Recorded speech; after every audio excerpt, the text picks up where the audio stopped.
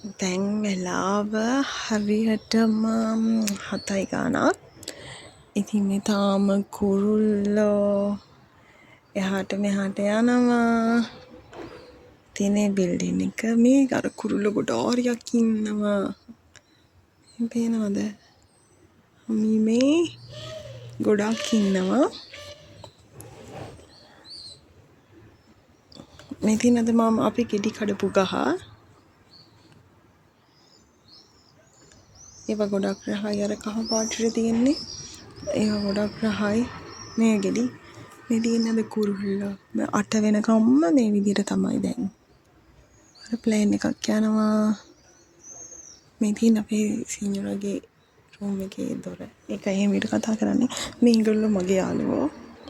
මේ මෙයාත් මගේ යාළුවෝ මිරිස් පැල තියෙන.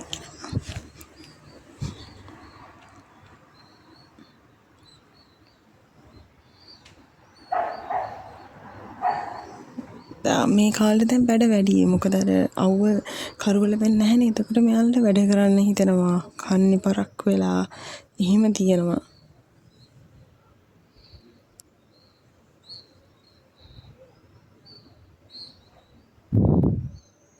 මේ කුරුල්ලෝ සීත කාලේට නෑ. රස්නේ කාලේට තමයි එන්නේ.